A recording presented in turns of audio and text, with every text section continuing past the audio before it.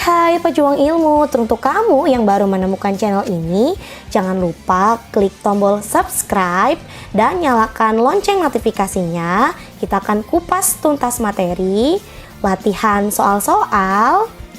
Yuk mulai belajar, let's start!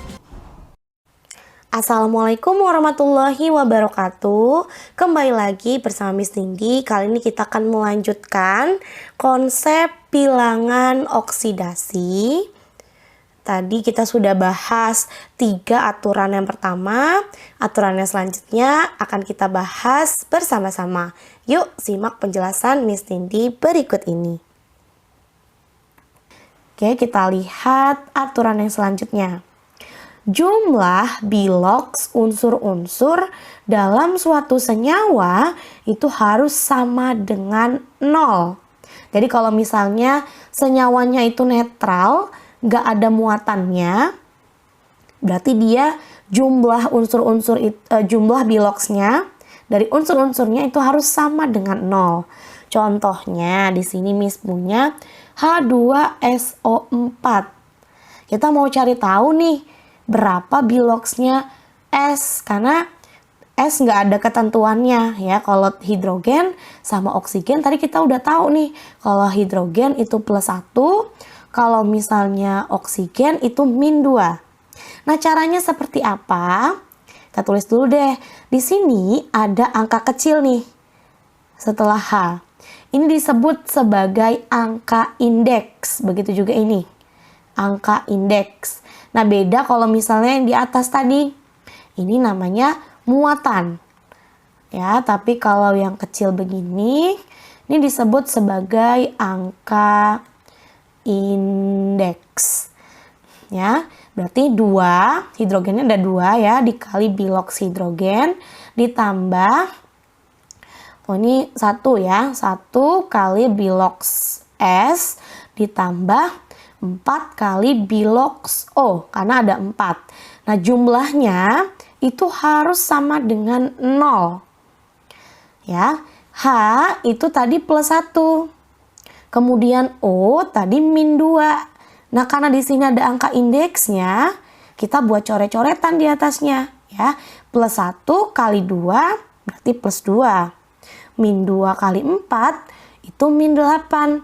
Nah, ada angka berapakah di sini supaya sama dengan 0? Berarti +2 titik dikurang 8 harus sama dengan 0. Nah, maka didapatkanlah angkanya yaitu +6, supaya +2 tambah 6 8, 8 dikurang 8 itu hasilnya 0 ya. Itu untuk aturan yang ketujuh. Nah, ini aturan yang akan sangat kita gunakan dalam mengerjakan soal-soal yang ada di soal-soal bab reaksi oksidasi atau redoks. Selanjutnya, aturan yang terakhir, jumlah biloks unsur-unsur dalam ion poliatom itu sama dengan muatannya.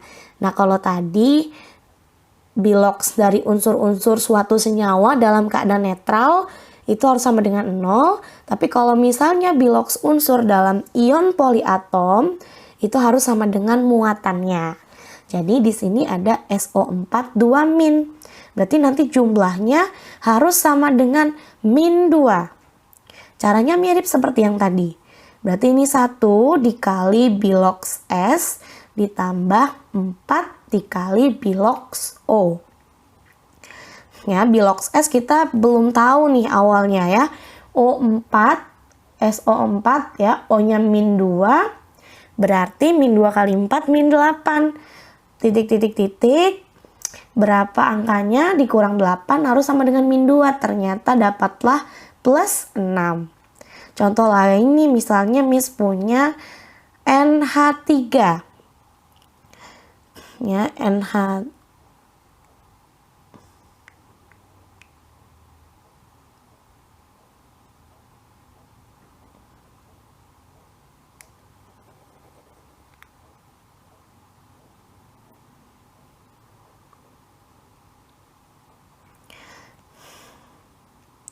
Misalnya Miss punya NO3-. Ya, berarti ini jumlahnya nanti harus sama dengan min 1. Oke, dengan cara yang sama ya.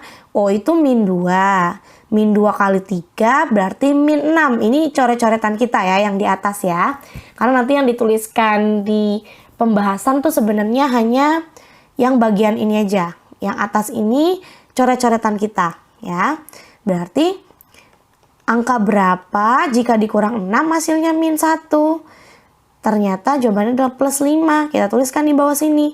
Plus 5. Berarti bilox dari N pada ion NO3 min itu adalah plus 5.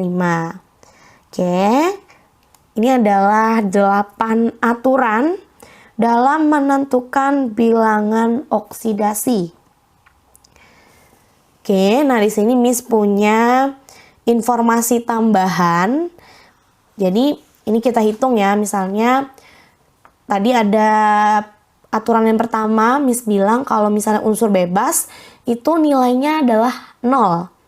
Ya, di sini Ca itu biloxnya 0 karena dia unsur bebas, sendirian, jomblo. Ya, begitu juga S ya, di sini dia sendirian, unsur bebas, berarti biloxnya adalah 0. Kemudian di sini Ca2+, ingat sesuai dengan ionnya berarti dia plus 2. Kemudian di sini S2- berarti dia min 2. Ya, ada yang namanya oksidator, ada yang namanya reduktor, ada yang namanya hasil oksidasi, dan ada yang namanya hasil reduksi. Jadi oksidator itu yang mengalami reduksi, reduktor itu yang mengalami oksidasi. Contohnya di sini kita lihat dulu nih. Yang mirip kita kelompokkan Ca dengan Ca2+, kemudian S dengan S2-. Dari 0 ke plus 2, biloxnya naik atau turun? Ternyata dari 0 ke plus 2 itu naik. Kalau naik, berarti dia oksidasi. Sedangkan dari 0 ke min 2, itu biloxnya turun. Kalau turun tadi reduksi. Maka oksidatornya itu yang mengalami reduksi. Siapakah yang mengalami reduksi? Yang mengalami reduksi adalah S. Ya, yang mengalami oksidasi adalah Ca. Ya, jadi oksidator dan reduktor ini letaknya berada di reaktan atau sebelum tanda panah. Ya, ada di sini nih. Jadi oksidator atau reduktor itu sebelum tanda panah ya. Untuk hasil oksidasi dan hasil reduksi itu tinggal mengikuti saja. Berarti hasil oksidasi yaitu hasil oksidasi ya Ca2+ ini. Lalu hasil reduksi adalah S2-. Oke, supaya kalian lebih paham, kita akan bahas beberapa contoh soal. Mari simak pembahasan berikut ini.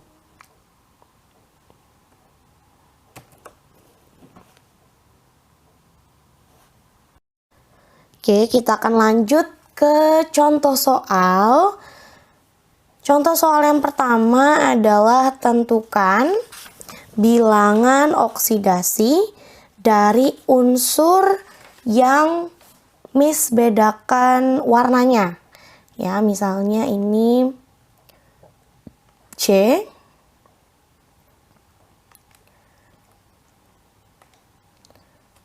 H4. Oke, berarti kita hitung bilox dari C. Ingat, tadi harus sama dengan 0.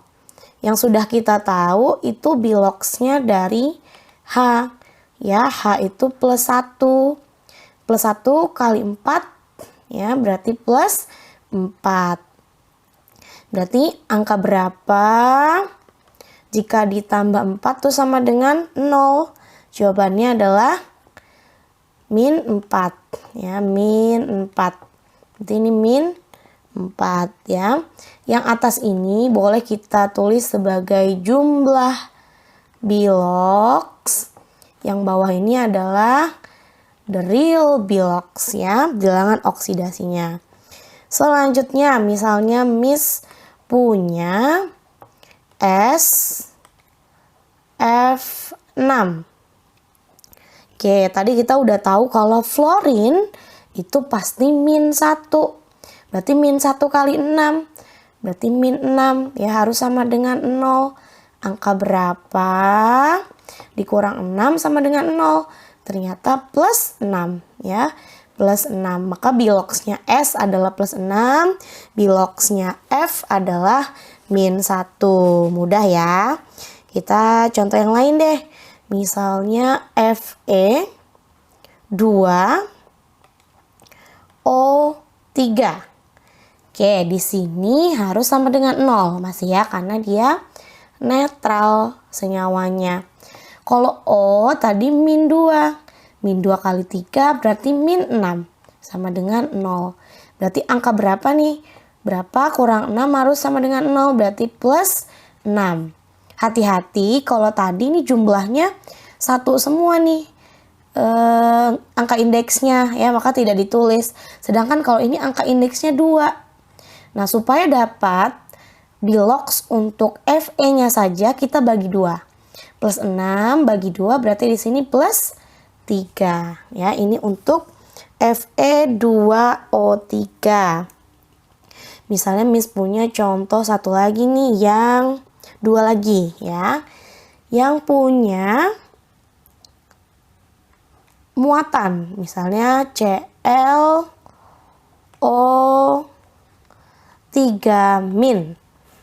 Oke, di sini ada muatannya nih, berarti harus sama dengan -1. Ya, -2 kali 3 berarti -6. Berapa dikurang 6 hasilnya -1. Ternyata di sini plus 5 ya. Berarti biloxnya Cl di sini plus 5, biloxnya O -2.